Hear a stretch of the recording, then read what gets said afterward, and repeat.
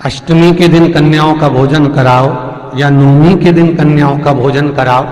पर देवी भागवत तो कहती है, देवी भागवत तो वर्णन करती है कि पहले नवरात्रे से लेकर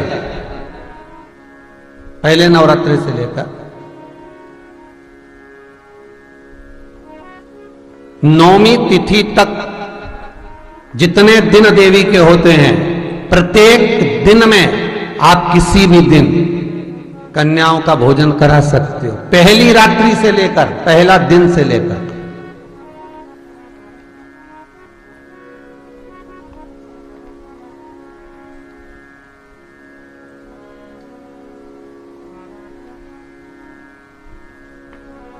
नवरात्रि मालूम है कब से लगती है? आप लोगों को ज्ञात होगा ना, नवरात्रि कब से लगती है? अमावस्या से कि एकम से? अरे जितने लोग सुन रहे हो जरा बोलो तो भाव से। अमावस्या से लगती है कि एकम से लगती है? तो सब लोग कहेंगे महाराज जी पड़वा से लगती है, एकम से। पर देवी भागवत कहती है अगर एकम से लगी तो नवरात्रि पूर्ण कैसे हुई? एकम का दिन लगी तो एकम के दिन की रात्रि, फिर दूज के दिन की रात्रि, तीज के दिन की रात्रि, चतुर्थ दिन की रात्रि, पंचम दिन की रात्रि, छठे दिन की, सातवें दिन की, आठवें दिन की, नवें दिन की रात्रि। पर नवें दिन तो सुबेरे पूजन करके, यज्ञ करके, अनुष्ठान करके देवी को विसर्जन कर दिया, फिर नवरात्रि पूर्ण कैसे हुई? नवरात्रि की पूर्णता होती है अमावस्या की रात से गिनी जाती है। कौन से दिन से गिनते हैं? अमावस्या की रात्रि, फिर एकम की रात्रि, फिर दूज की रात्रि, ऐसे गिनते गिनते अष्टमी की रात्रि तक और नौमी के दिन सुबह तक या दोपहर तक या शाम तक, जब तक आप यज्ञ ना करें तब तक ये 9 रात्रियां पूर्ण गिनी जाती हैं महाराज देवी भागवत के हिसाब से। पूर्णता में गिनी जाती। अब हमने कन्या भोजन का जो क्रम बनाया, अष्टमी के दिन करा देंगे, नौमी के दिन करा देंगे, इस तिथि को करा देंगे, पर भाव देखिए, शास्त्र कहता है भूखे को भोजन जब कराइए जब उसको भूख लगी हो, और ऐसों को कराइए जिसको जरूरत पड़ रही है।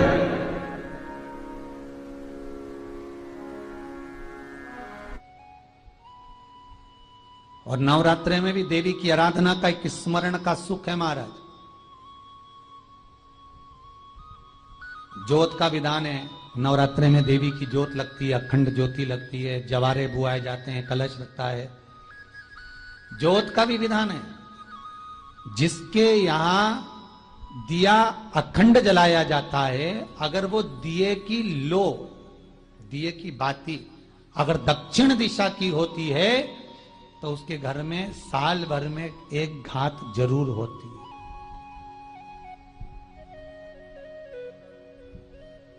जो दिया अखंड जलता है उसकी बाती का मुख दक्षिण का नहीं होना चाहिए।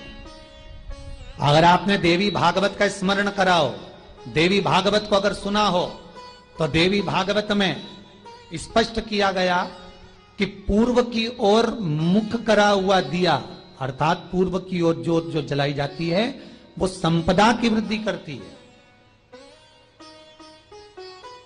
पश्चिम की ओर मुख कर कर जो ज्योत लगाई जाती है महाराज वो वैभव को देती है, और उत्तर की ओर जो मुख कर कर ज्योत जलाई जाती है, उत्तर की ओर जो ज्योत का मुख रहता है वो आयु की वृद्धि करती है, घर में अकाल मौत को रोकती है।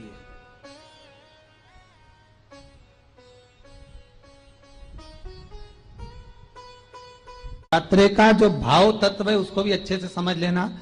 दक्षिण की ओर ज्योत ना लगाएं। अगर आपको लगाना है पूरब की लगाएं, पश्चिम की लगाएं या उत्तर की लगाएं।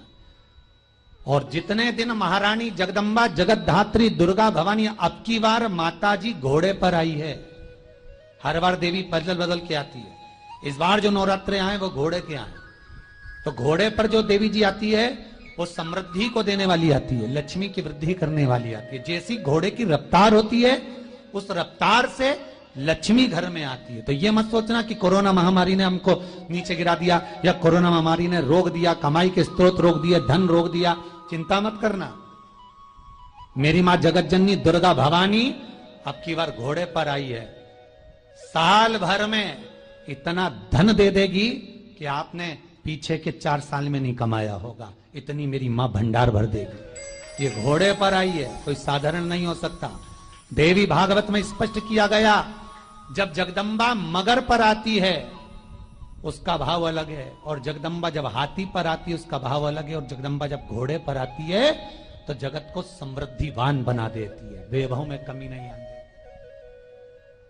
अभी भले दुनिया के लोग अभी रोते हैं कि पैसा नहीं आ रहा, कोरोना महामारी ने सब तोड़ दिया, रोग दिया, पर चिंता ना करना, मेरी मां अगर घोड़े पर आई है तो उसका सुख आपको जरूर मिलेगा।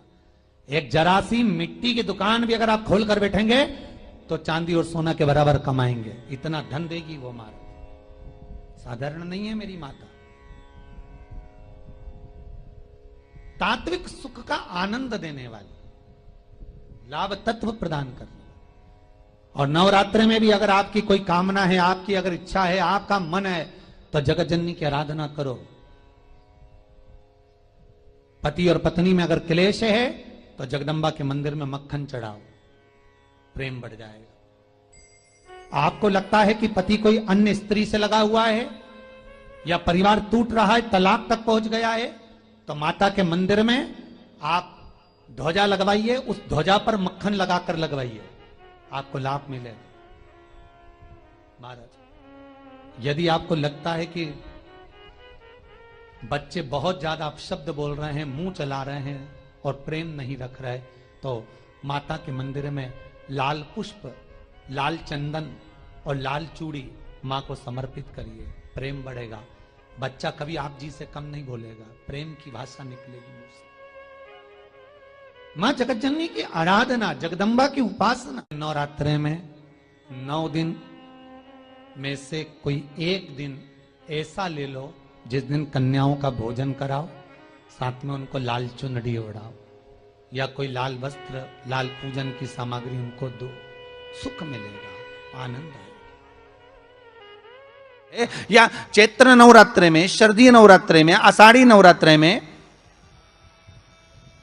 आदिक पौष नवरात्रे में हम शंकर की, हम जगत जननी जगदम्बा की जब स्थापना करते हैं, या हम नूतन घर का प्रवेश करते हैं, या गणेश जी की स्थापना करते हैं, या कोई दुकान को प्रवेश करते हैं, या कोई शुभ कार्य करने के लिए अग्रण्य होते हैं, तो हम कलश की स्थापना क्यों करते हैं? आज शिव महापुराण में शुरुआत में अपन शिव और पार्वती की यही संवाद को लेकर चलते हैं।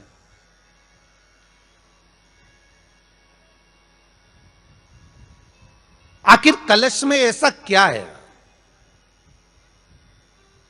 कलश के अंदर आखिर ऐसा क्या विराजमान है कि 33 कोटि देवता उस कलश के अंदर आकर बैठ जाते हैं? महाराज,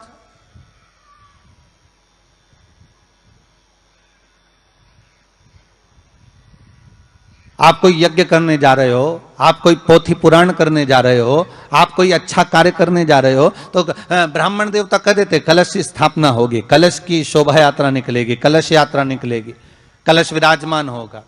और आज हर की पौड़ी पर, प्रयागराज में या उज्जैनी में, नासिक में जो बड़े बड़े कुंभ के मेले होते, कुंभ का मतलब भी तो कलश से होता, उसकी महत्वता क्यों है? उस कुंभ की, उस घड़े की महत्वता कहां से प्रकट हो गई?